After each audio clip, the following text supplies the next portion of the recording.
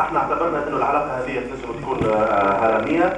باش ناخذوا احنا العلاقه اللي هي علاقه التعاون، ولكن هالعلاقه التعاون هذه في الاسفل نتاعها اللي هو اهم حاجه لازمنا نلقاو علاقه قائمه على قاعده قانونيه، ثم علاقه مهنيه بمعنى علاقه اداريه، وعندنا علاقه المتابعه والتحليل بمعنى انه عادي تنجم تتابع كل الاعمال نتاع ليزي وتقيمها وتحللها وتقيمها، ولكن ما تقتصرش على التحليل والتقييم والنقد، وانما ايضا تقوم ايضا بجمله من التوصيات والمقترحات.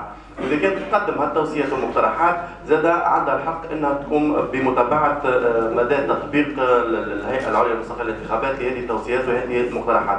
هل العمل هذا الكل اللي هو بازي على الاحترام وعلاقة قائمة على قاعدة قانونية، وإذن هي علاقة تعاون، لكن لا ينفي استقلالية عتيد على الليزي، باعتبار أنه الليزي هو ثم قانون أو مرسوم قانوني هو الذي أمر بإنشاء هذه الهيئة. والهيئة هذه اللي هي تعتبر هي في المجتمع هي صاحبة السيادة، هي تمثل السلطة، ولكن لا يجب أن يكون هناك علاقة خضوع لهذه السلطة، وإنما هي علاقة تعاون، والتعاون هذا يفرض إذا نوع من الاستقلالية.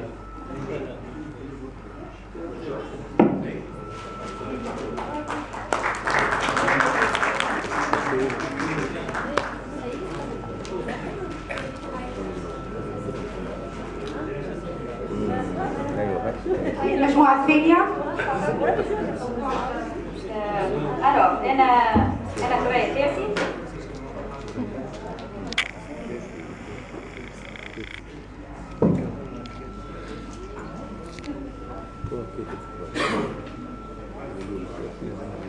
جوز حبيت نوضح مع حاجة للتذكير ومش توضيح في العلاقة بين منظمات المجتمع المدني الناشطة في مجال مراقبة وملاحظة الانتخابات والمؤسسات العمومية اللي تشرف على إدارة وتنظيم هذه الانتخابات من ذلك الهيئات الفرعية والهيئة المركزية.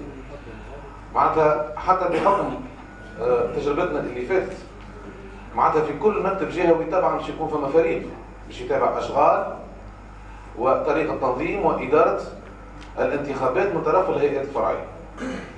أكثر حاجة لازم تكونوا ملموا بها قبل ما نشوفوه اللي عملوا صحيح ولا غلط، نعرفوا على أي أساس اللي تعمل صحيح ولا غلط. اللي هو الأساس واضح، الإطار القانوني.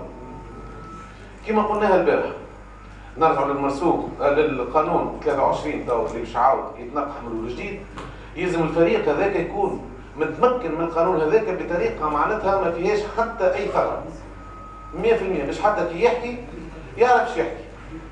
نعرفوا اللي القانون 23 مثلا في باب الشفافية، شفافية أشغال الهيئة العليا للمستقبل الانتخابات كان موضوع معناتها حاد جدا، حتى نحن وقت اللي شاركنا إلى آخره كنا نتمنى اللي مبدأ الشفافية لأشغال الهيئة العليا للمستقبل الانتخابات يكون واضح، لكن ما خرجش بالوضوح اللي يخول المجتمع المدني المراقب باش يقوم بمهامه على أحسن وجه. بما في ذلك أيضا الولوج للمعلومة. أنا سرتان ما كانتش موجودة ولينا رجعنا واحتاجينا على الشيء هذاك، لزيناهم نوعا ما باش يسهلوا الولوج للمعلومة في أشغال الهيئة العليا للمستقبل الانتخابات. مثلا في لي بي في نتاعها اللي يلزمها تنشرهم على الموقع الويب ماكسيموم جمعا بعد إلى آخره.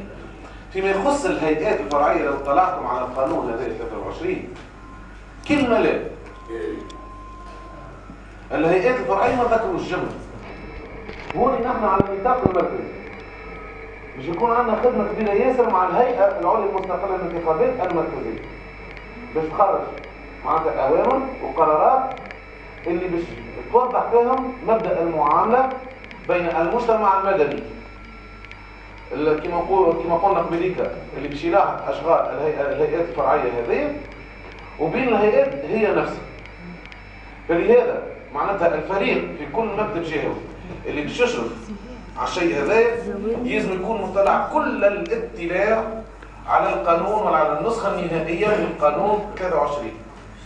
والحاجة الثانية لازم يكون مطلع عليها دائما هي قانون الانتخابات. على خاطر كل مرة نقول لهم حاجة يقول لك لا هذا تفصيل، خليه في القانون الانتخابات، هذا ما يجيش خاطر قانون 23 قانون شامل. التفاصيل تنرجعوا لها من حيث الشفافيه والمتابعه والمراقبه شو اسمه الاكريديتاسيون الى اخره. يقول لك لا خلي في القانون نتاع الانتخابات.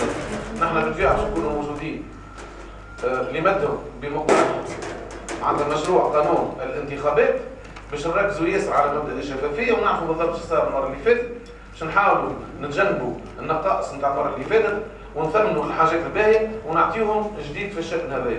ومن بعد نحن من مهمتنا كمركز مركزي باش نقعدوا نتبعوا الهيئه المركزيه في لي بي في نتاعها، في التقارير نتاعها، وفي حتى الاوامر اللي تصدرها للهيئات الفرعيه، وباش نمدوكم بها باش تعرفوا تقوموا معناتها بنشاطكم على احسن وجه. معناتها ما نجموش اللي حبيت نقوله ونختم هوني، ما نجموش نراقبوا ولا نلاحظوا هوني نحكيوا على المراقبه ما نحكيوش على الملاحظه. خاطر المراقبه تسمح لك حق التدخل، تسمح لك حق النقاش، حق الحوار مع اللي غلط. مثلا اذا كان ريتوا انتم هيئه فرعيه غلطت ما فيها باس للريسبونسابل نتاع الفريق المشرف على متابعه الاداره الانتخابيه على النطاق الجهوي يطلب اجتماع والا كما نقولوا حصه عمل مع الهيئه الفرعيه باش يبداو كما نقولوا بنتائج التقرير الاولي للمرحله الاولى مثلا من اشغالهم اللي هاو شنو فيها الباهي وهاو شنو الخايف اكسيتيرا في اطار طبعا في اطار محترم الى اخره. دونك قبل كل شيء لازم نكونوا ملمين، الفريق لازم يكونوا معناتها بروفيلي وقت اللي باش تختاروا 3 4 من الناس باش يتبعوا اشغال الهيئات الفرعيه. لازم من ماذا بينا نختاروا لي ميور بروفيل، ناس معناتها عندهم ان تاكت دو كومونيكاسيون يعرف معناتها يكون قوي في التواصل في الحكايه هذه. لازم يكون ايضا متمكن من الميدان نتاعو الى ابعد الحدود. وانتم تلاحظوا من بعد على الاقل على التجربه اللي فاتت لاحظنا في العديد من الاحيان اللي كونوا هما نفسهم مش متمكنين من الميدان نتاعهم تلقاه مش اطلاعه على القانون المرسوم 27 ولا المرسوم 35 متواضع جدا، تنجم تعطيه الاضافه انت في الشان هذاك. وقت اللي يشوفك انت مطلع تجبره هو باش يعمل مجهود اضافي باش يطلع اكثر ولا يتمكن باش حتى كي يحكي معك المره الجايه يحكي ايجال ايجال الى اخره. هذا الكل معناتها يصير على نطاق المكاتب الجهويه، ولازم يكون فيها نوع من الريسبونسابيلتي. مش على خاطرني نحب نمشي نشوف دا شكون في الهيئه الفرعيه نحب نكون في الفريق هذاك، لا، اذا كان باش تكون في الفريق هذاك لازم يكون عندك المؤهلات، لازم تكون قادر باش تمثل المنظمه نتاعك احسن تمثيل، لازم تكون عندك صدر رحب على خاطر العوج برشا الى اخره، لازم تعرف كيفاش تتعامل به، ويلزم ايضا تعرف تحرر التقارير وتكتب الى اخره.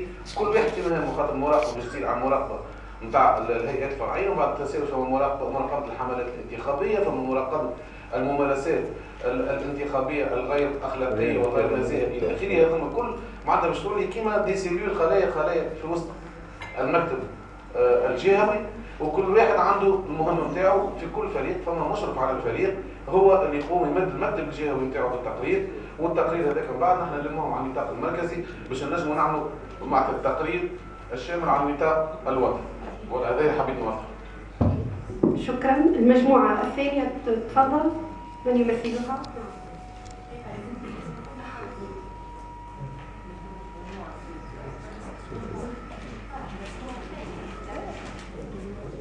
Donc أنا ثريا فارسي، je suis au bureau central. Donc احنا شو اسمه الاتيليي بتاعنا كان كود دو كوندويت، ما نعرفش كيفاش يسمى بالعربي. الكود دو كوندويت دو لوبسيرفاتور هو حاجه سامبله، واحنا ديجا شفنا اليوم الصباح. راهم يعطيوني هذيك الوحده، شفتوا هذايا ça montre اللي ce que je vais vous dire aujourd'hui est très important. على خاطر هذايا بعد تشوفوها اللي هو c'est un élément crucial. Un observateur أول حاجة أول ديسيبلين اللي لازم يكون عنده c'est que يكون بونكتويل. على خاطر سامحني لو كان في الصباح يجي ويقول سامحني الغذاء ما دقش ولا معناتها ولا الكهرباء ما وصلتنيش ولا ما نعرف شنو وما نجمش نجي كأنه ما عملنا شيء. نقولوا لا فورماسيون اللي عملناها والفلوس اللي صرفناهم والامور الكل مشات في الزبله على خاطر وخينا ما جاش. دونك معناتها هذه نحطوها اون فوا بور توت في مخاخنا. راهو سي اون ديسيبلين ا افوار، راهو سا باس بار لا تيت، سي تري تري امبورطون. ومش نقعد نستنى انا كيلكو بار اوتور دو لا بيسين ولا جو نسي با او ونقول دو توت فاسون مازال ما جاوش. سي ان سيركل فيسيو، لو كان كل واحد يستنى الاخر باش يمشي هو الاول حتى حد ما باش يتحرك. دونك عايشكم هذه راهو حاجه تري تري امبورطون. سامحوني باش نزيد شويه في الوقت، اما فريمون جو كونسيدير كو سي تري تري امبورطون. راهو الوقت ولا بونكtualité سي اسينسيال. بون دونك هذه معناتها باش نحكي عليها بعد، دونك ما عادش نحكي عليها، اما هي سي ليرور ا نو با فير. Mais je vais commencer déjà. Donc, le code de conduite, il y a 3 volets. Il y a le volet des obligations. Qu'est-ce que l'observateur doit faire? Il y a le volet des droits et il y a le volet des erreurs. Donc, je vais avec les volets des droits. La il est très court. Le volet des droits. Le volet des droits, il y en a 3. Donc, le volet des droits, c'est premièrement le droit de circulation. Ça veut dire, elle, en tant qu'observateur neutre, le bureau ولا الشنط là où on m'a demandé d'être ونجم ندور partout جو vérifie tout باش نجم انا نعرف نقيم معناتها حتى حد ما باش يجيني باش يقول لي لا ما تمشيش غير بون. دونك هذايا سي لو droit de circulation. بعد عندنا لو droit de معناتها à la communication مش de mais à la communication. ça veut dire انا عندي الحق باش يعطيوني المعلومه. ça veut dire نطلبوا انا جو سوي ان observateur معناتها tournant. انا الوقت باش نخلص باغ اكزومبل في العشرة بالدرهم نجم نمشي للشيف البيرو ونسولو نقول له باغ اكزومبل في العشرة ولا في 9 ونص كيفاش كان معناتها لو تو دو بارتيسيباسيون قداش نتا قداش نتا معناتها باش نجم انا نعرف علاش نقيسو نورمالمون لازم يعطيني المعلومة. وبعد عندك لو troisième droit c'est le droit d'information. Ça veut dire أنا à partir du moment où je suis accrédité en tant qu'observateur, où je suis là avec mon badge, j'observe, tout ce que j'observe, j'ai le droit de le communiquer. Mais les choses, يقولوا لي لا هذاك ما تكتبليش ولا هذاك ما تقوليش ولا هذاك ما تخرجيش. لا, tout ce que j'observe, je peux le communiquer. Donc هذوما c'est les droits. Tava نمشيو les obligations. Les obligations sont un volet qui se développe, qui peut évoluer, et c'est le volet le plus important pour le moment. Donc la première chose c'est la neutralité. Donc la première chose c'est la neutralité. Donc il faut toujours garder à l'esprit que je suis là pour observer l'application des lois, mais je ne suis pas là pour les exiger. J'observe, ça n'a pas été appliqué, et bien نكتب. La neutralité c'est être à égale distance de tout. Je suis neutre, je reste neutre. La neutralité veut aussi dire que je n'interviens pas. Ça veut dire si je porte plainte ou la hajakeka, non, juste je note. La neutralité veut aussi dire que je ne donne pas des instructions. Je dis ولا d'intervenir sans qu'on me le demande. ينجم le chef de bureau يجي يسألني على حاجة surtout احنا وقت المرة ما كانوش هما ils étaient pas très formés يجيو يسألونا. Bon, si le chef de bureau يسألني مانيش نقول له لا فهمت mais كان ما يسألنيش ما نقولش. Donc je ne fais pas de commentaires non plus, et surtout quand ils sont personnels, et surtout aussi je n'accepte pas les cadeaux. Ça veut dire il peut y avoir une situation ou par exemple un observateur باش يمشي par exemple لبلاد اخرى احنا بعثناه باش يمشي لبلاد اخرى ويجيو يشوفوه هو observateur باش يعطي باهي يولي يقول له هيا نجي نعشيك ولا يعطيه الكادو هذاك يقول له لا عيشك مي ce n'est pas le cas. Bon, donc le deuxième point c'est l'engagement. L'engagement c'est bien sûr la discipline, ça veut dire participer à toutes les réunions. Si je suis atidien et on a des réunions de l'ATI, il faut y être, ne serait-ce que pour apprendre, pour savoir ce qu'il faut faire. C'est le professionnalisme et la discrétion. Ça veut dire, il va y avoir un rapport après à le journalisme, donc il va peut-être y avoir un autre avis qui va sortir, mais en tout cas ici, nous on dit que مش chaque observateur يجي journaliste ويحب يعمل له معناتها انترفيو يولي يحكي لا خاطر نورمالمون ماهيش مهمته احنا ماهيش مهمتنا دونك il faut être correct il faut être aimable il faut expliquer par exemple la mission d'observation شنية معناتها احنا معناتها لاطيل شنية معناتها هو معناتها il faut pas et il faut donner le nom de la personne معناتها responsable au niveau du bureau régional du bureau central ça sera décidé après et معناتها باش يعرفوا هما شكون يمشيو ومن بعد il faut bien sûr كيف ما قال معز توا il faut maîtriser la loi, maîtriser le cadre légal. Donc pour cela, effectivement, il faut aussi assister à toutes les réunions pour être au courant. Le troisième point, c'est le respect des lois et des procédures. Donc, c'est d'abord, je suis observateur, je vais observer, il faut déjà que je m'identifie avec mon badge. Moi, je ne Et en général, nous aurons tous des t-shirts. Inch'Allah, ce sera l'hiver, on aura des sweatshirts. Ça va être. Et c'est bien sûr le respect des règles en général. L'impartialité politique. Donc, on peut confondre entre neutralité et l'impartialité, donc c'est pas la même chose. Donc, l'impartialité politique, c'est effectivement منميل لحتى بارتي et surtout par exemple مش يجي un électeur ونقول له بربي pour qui vous avez voté et encore moins نقول له بربي لازمك تمشي تفوتي هذا ولا surtout ما تفوتيش هذايا ما نعملوهاش et donc et ne pas prendre et ne pas participer à des réunions ou à des rassemblements qui pourraient nuire à l'image de la TID, ça veut dire qui pourrait nuire à son caractère d'impartialité et d'indépendance et de neutralité. Le cinquième point, c'est l'intégralité des élections. Donc, il faut que l'observateur surveille si les lois et les procédures n'ont pas entravé d'une certaine manière le déroulement. Ça veut dire, par exemple, il y avait des listes d'électeurs de 800 personnes. Pour la que les 800 personnes c'était trop, que c'était trop fatigant, que les listes étaient énormes. Et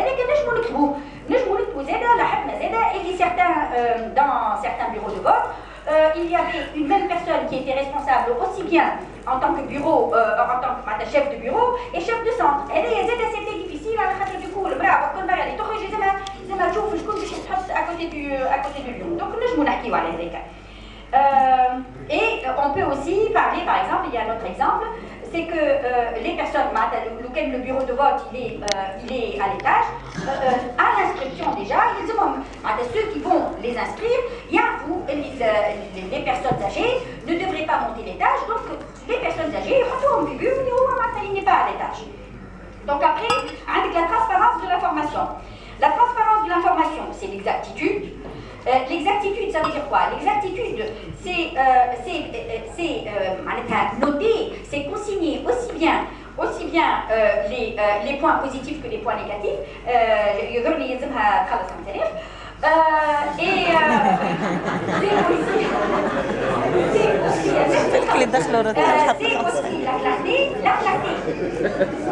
La clarté, ça veut dire quoi?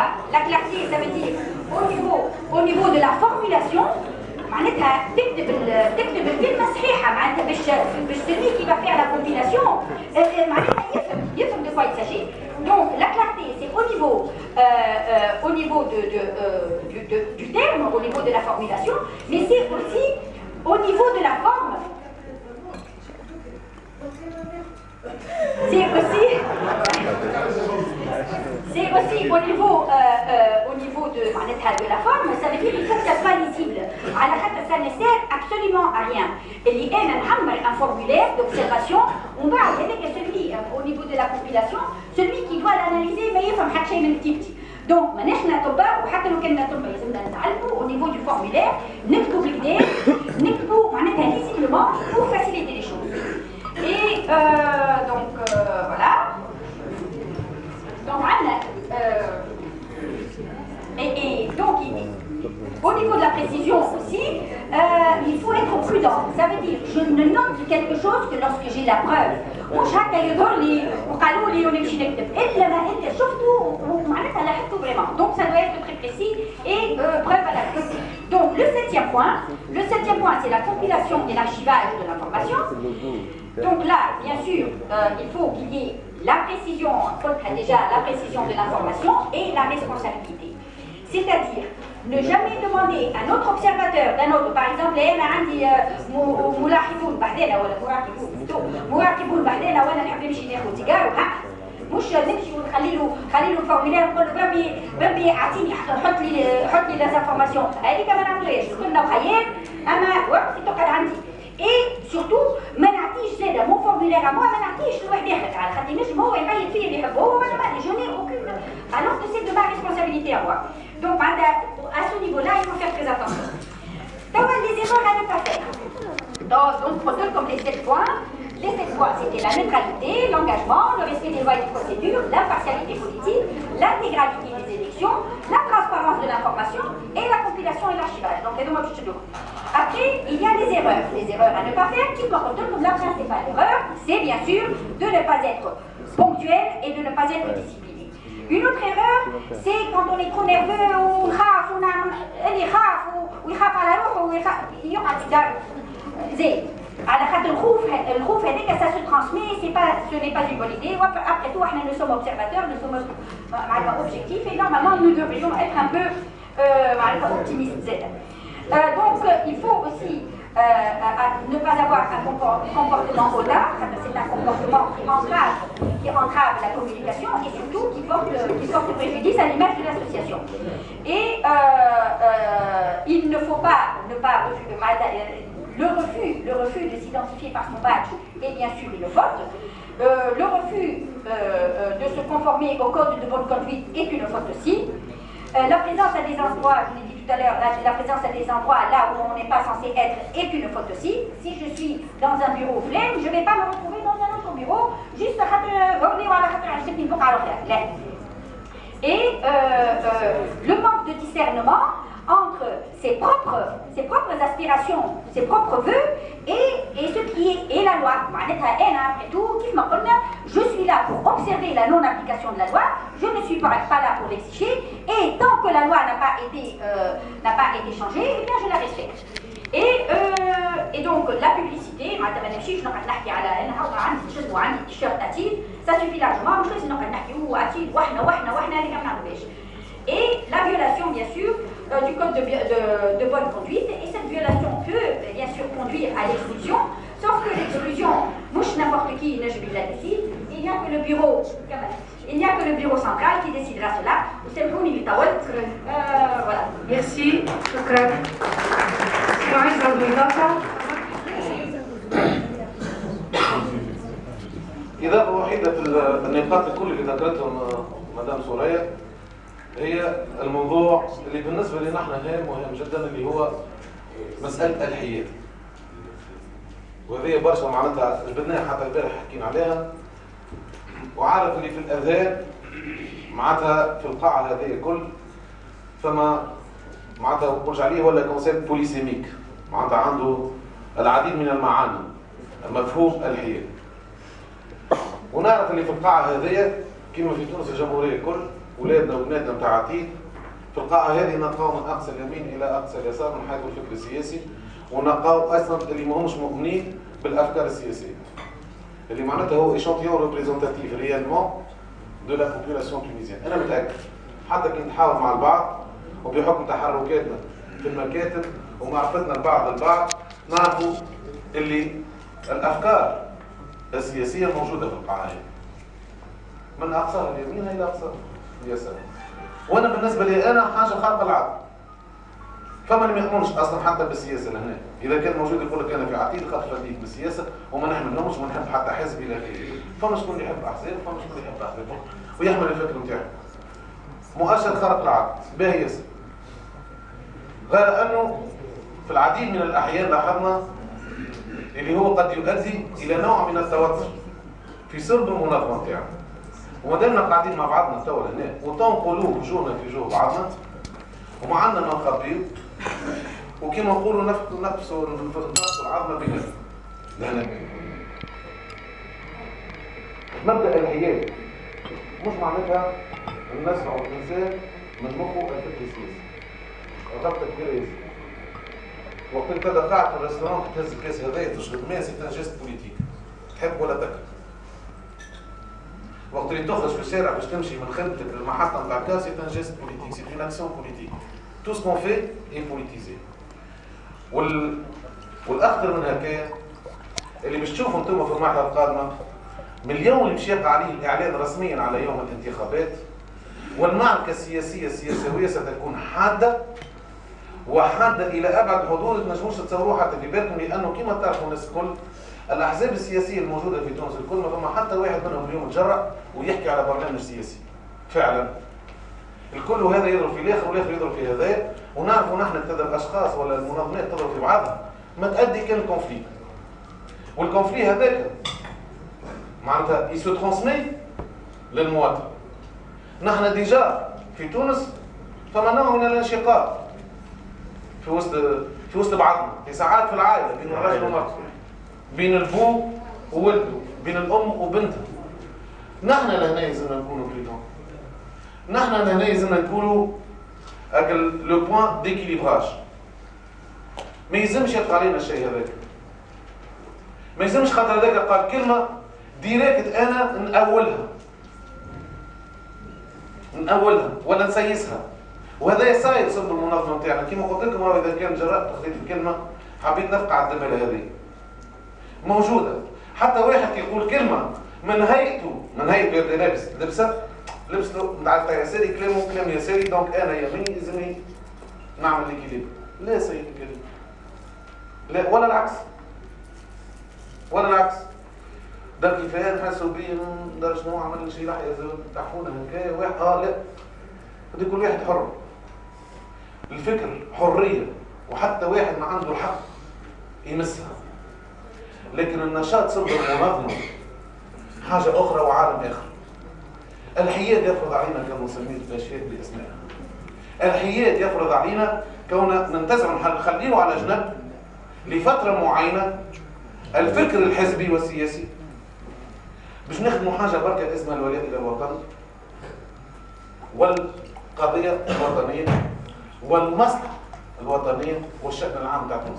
هذاك علاش وجود عتيد اذا كانت خلقت الشيء هذا. وهذاك علاش نقول نغيب لا ذفرين لا حد شيء.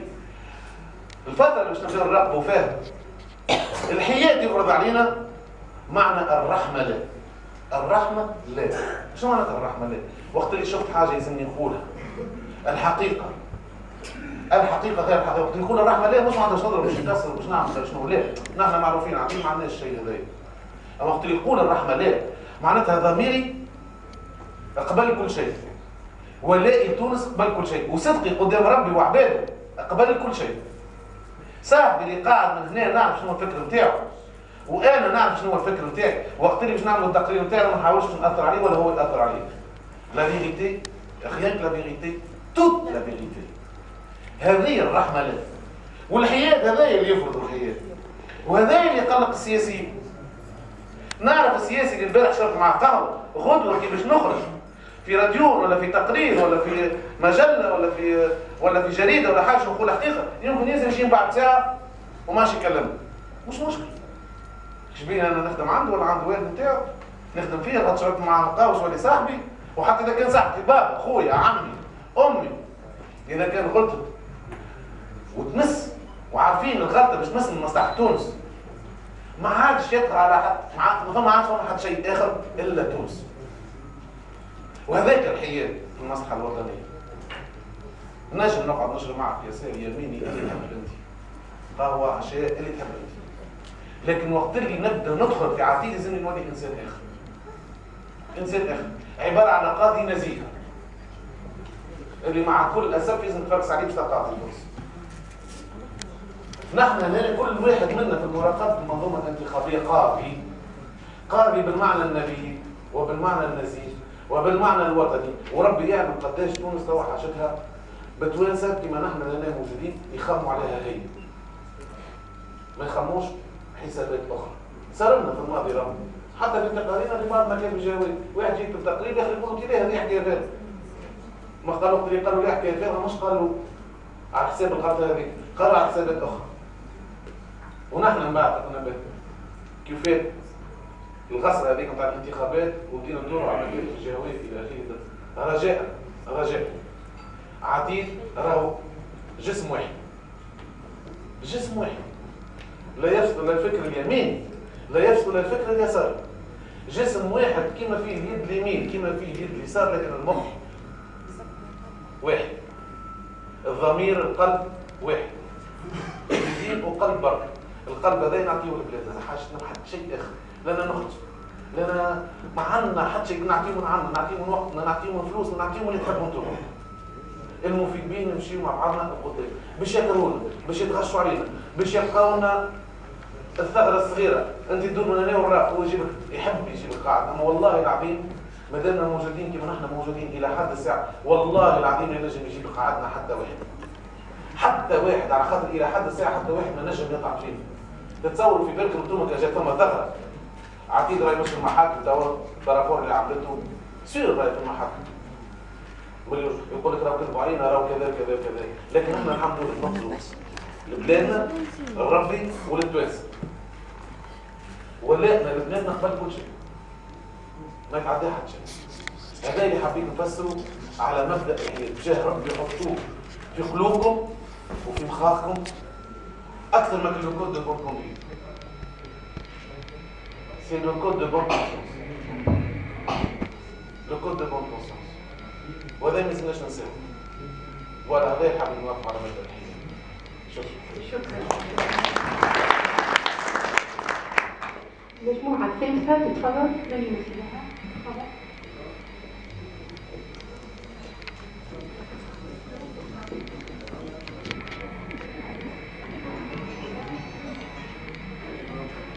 أنا مش عايزة نكون وراء الميكرو ومش قدام الميكرو pour poser les questions.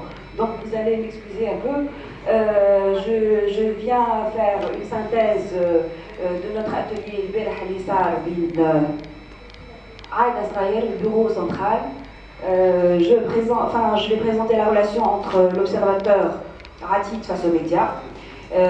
Pour cette raison, qui est très importante. Et le paysage médiatique a énormément évolué après la Révolution. Il y a des radios pirates, il y a des sites internet, il y a des pages web qui sont un peu partout. Donc ce que peut dire un quotidien peut être transmis d'une manière à être utilisé de tous les moyens pour créer une polémique. Donc il faut faire très attention. Les médias vont nous contacter pour quelles raisons? Pour constater des dépassements, des amendements, pour faire des déclarations, poser des questions ou quand il y a un drame. Nous, ce qu'on voudrait, c'est savoir utiliser les médias pour présenter au mieux Ratid. Et c'est ce qu'il faut connaître. Il faut savoir combien de bureaux nous avons, combien de membres. Et quand on ne sait pas répondre à une question, on essaye de parler des réalisations. Je ne me le piège de journaliste. Donc, il y a beaucoup de défis qui attendent Ratid durant les prochaines élections. Les médias vont essayer de nous instrumentaliser en tant qu'organisation qui dérange.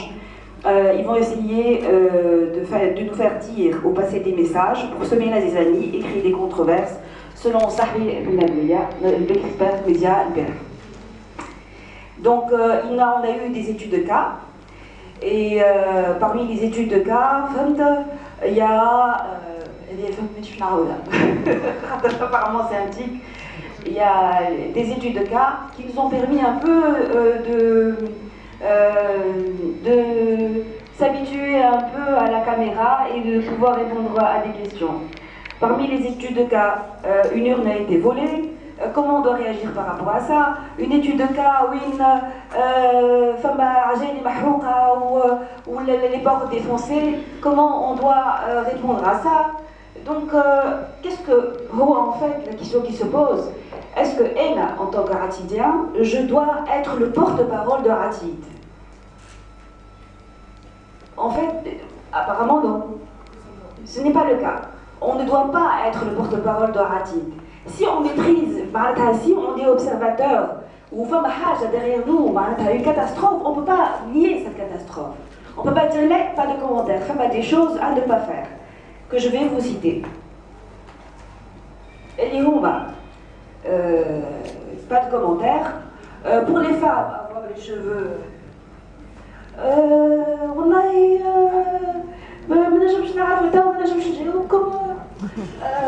Ça, c'est à éviter parce que ce sont des choses qui peuvent arriver.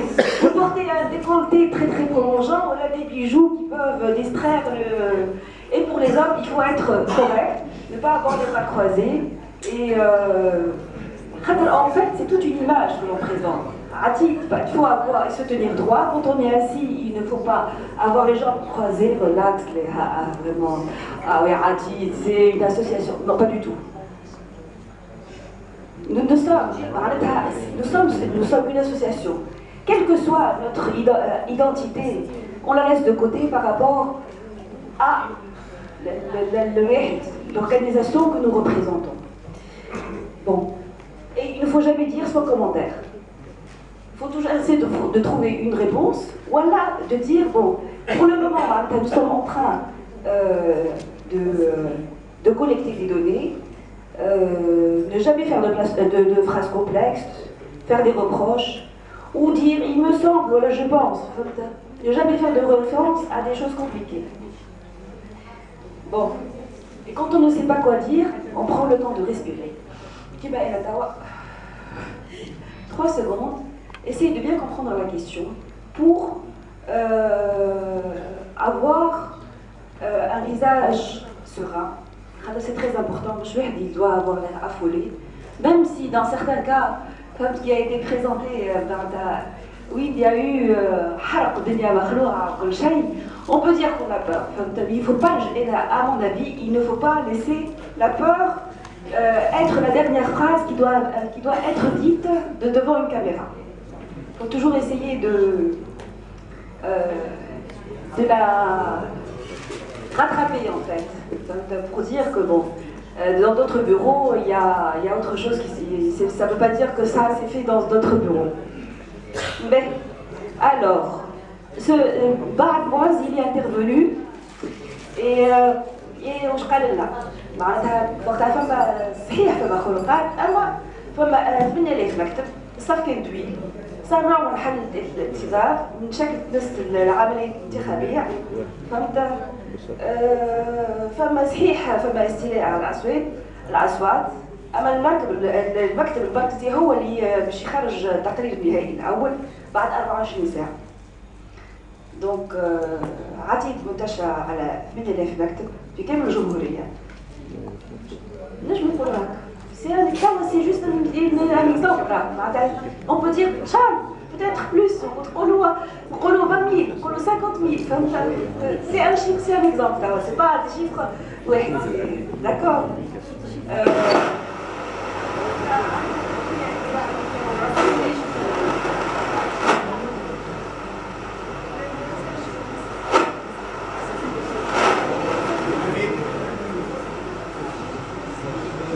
Tem uma câmera antes,